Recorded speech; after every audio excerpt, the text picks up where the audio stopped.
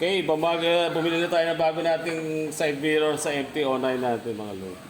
Kasi ano na siya, maluwag na. Pag maanda, tumutupi na siya. Niligpitan ko na yun dito. Ang hirap pa naman higpitan pero wala na rin.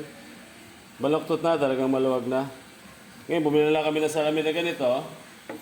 Ito, mura lang to. 175 lang. 200 plus pati shipping fee. Ang kukunin ko lang naman yung post niya. Hindi ko na gagamitin ito. Babalik ko na lang yung original. Ito na lang kukunin ko. Tapos, tanggalin ko tong original side mirror ni MT. Kunin natin yung original na salamin ni MT. Ito yung sira. Ito yung may butas na. Higpitan, hindi may higpitan.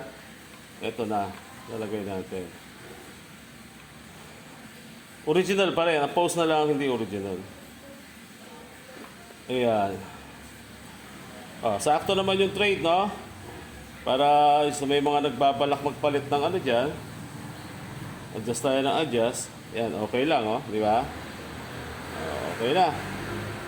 Dito muna tayo. Stop po natin. On. Lagay na natin, mga Lodi. Sakto naman siguro to kasi standard naman yan, ano?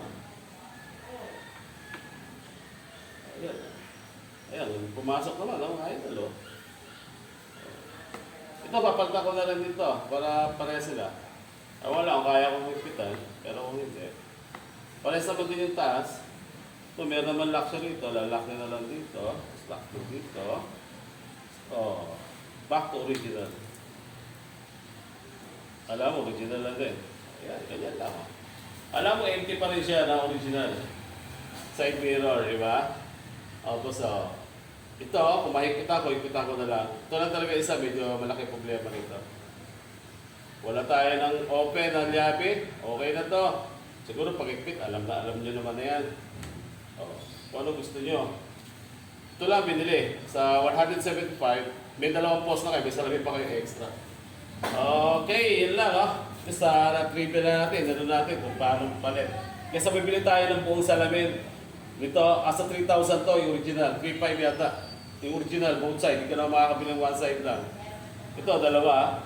175 plus shipping fee na 38. 200 plus.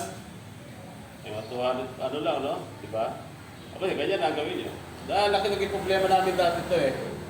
Hindi na yung mahigpitan. Hinigpitan ko nung una. Lumuwag pa rin. Pag mabilis, gumagano siya. Tumutupi. Dahil yung ano niya rito, tornilyo niya, para madulas na. O kahit higpitan niya, wala na eh. Sagad na nga eh. Gumagano pa rin. Siyempre, mabilis ka, biglang gano'n. No? Kaya ngayon eh, okay na siya. Konting higpit na lang. Okay. Bibia. Okay, nakabit na natin. Higpitan na natin mga idol. Liabi lang. Okay na, di ba? Sino kasabing hindi original isa? Alaman mo lang sa kulay. Di ba? Okay na siya. Madilim pa kasi, baga pa eh. Magkinabit eh. Okay na, so alright. Okay, maandar na si MT. Ready for ride na. Enjoy na lang. Okay na yung side mirror, mga idol. Pwede na tayo kumala. Wala nang bagyo. So, okay na to. Side mirror niya, pwede lang hataw ng konti. Hindi na pares natin. Ay, abuti natin na si...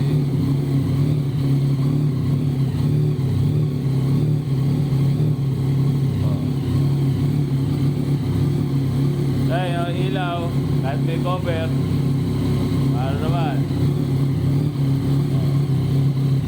Ano to, idol? 6 years na.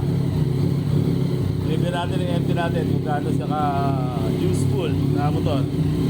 Pwede siya daily use.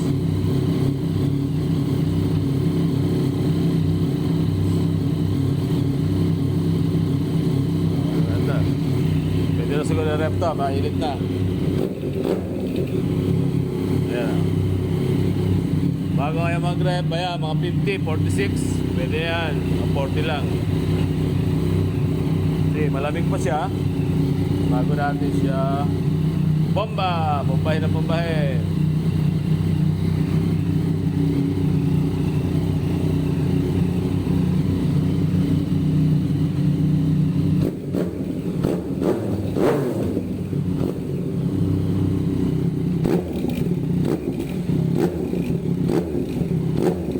Ha?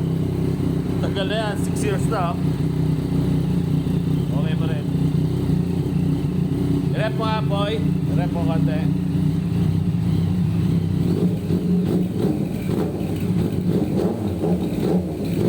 Jepoy, siya yung nagkukuhan. I-rep.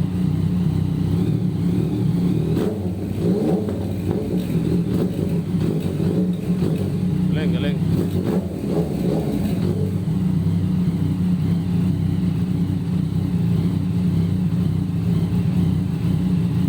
Okay na. Kapit-kapit na natin, no?